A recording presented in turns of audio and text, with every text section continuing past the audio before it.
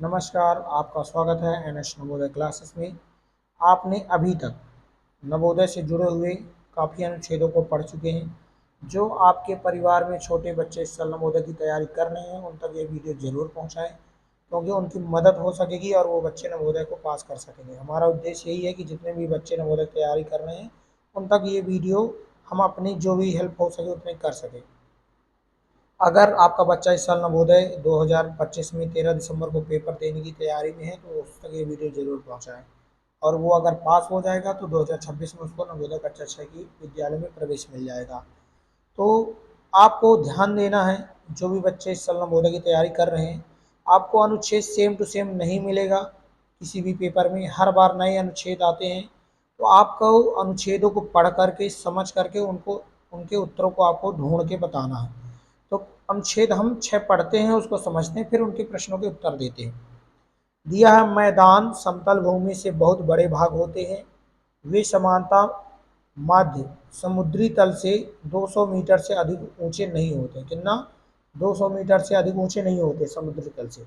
कुछ मैदान काफ़ी समतल होते हैं। मैदान जो है कुछ समतल भी होते हैं। कुछ उर्मिल तथा तरंगी हो सकते हैं। कुछ उर्मिल और तरंगी भी हो सकते हैं। अधिकांश मैदान नदियों तथा उनकी सहायक नदियों के द्वारा बने होते हैं। अब मैदान किससे बनते हैं? नदियों तथा उनकी सहायक नदियों के द्वारा। नदियाँ पर्वत के ढालों पर नीचे की ओर बहती हैं। नदियाँ कहाँ से बहती हैं? पर्वत से नीचे की ओर बहती हैं, ढालों पर, तथा उन्हें अपर्दित कर देती हैं। वे अपर्दित पदार्थ जो अपने साथ आगे की ओर ले जाती है, अपने साथ ढोए जाने वाले पदार्थों जैसे पत्थर, बालू तथा सिल्ट को वे घाटियों में निक्षेपित कर देती हैं। इन्हीं निक्षेपों से मैदानों का निर्माण होता है। अब बोला है, वो पत्थर, बालू तथा सिल्ट को वे घाटियों में निक्षेपित कर देती हैं। इन्हीं निक्षेपों से मैदानों का निर्माण होता है। ये हमने अनुच्छेद को पढ़ा। अब इसके प्रश्नों को पढ़ करके उत्तर आपको बताना है, या हम भी पढ़ करके उत्तर बता रहे हैं। आपको समझ में आए तो समझिएगा। इसी तरह आप भी अनुच्छेदों को डेली प्रैक्टिस करेंगे, तभी आपसे बनेंगे। तो प्रश्न है हमारा पहला है, मैदानी भाग समुद्र तल से अधिक ऊंचे नहीं होते। ऑप्शन ये दिए हैं, 250, 300, 200, 400। ये हमारा पहला दे दिया है, 200 मीटर ऊंचे से अधिक नहीं होते। इसका आंसर हो जाएगा बी।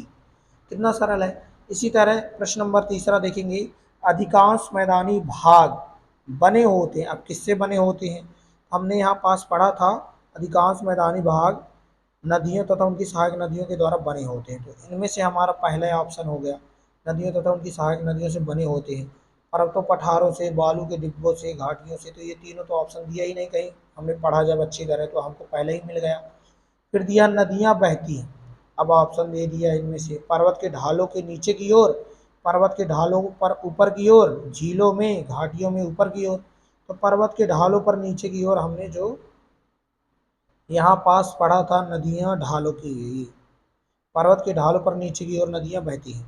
तो इसका हो जाएगा हमारा ए। चौथा दिया, मैदान का निर्माण से होता है।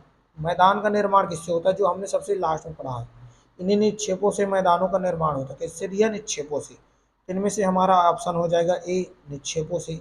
और प्रश्न नंबर 7वां दिया है, समतल का विलोम शब्द क्या है? विलोम मतलब होता उल्टा, किसी चीज का उल्टा, जैसे दिन का उल्टा रात और पृथ्वी का उल्टा आकाश। इसी तरह समतल मतलब कोई चीज बराबर है तो उसका उल्टा क्या होगा? तो इसमें अवतल हो गया, ये तो लेंस में आ जाता। उत्तल लेंस हो गया, ढालू और ढाल। तो ढालू ढाल अर्थ एक ही है।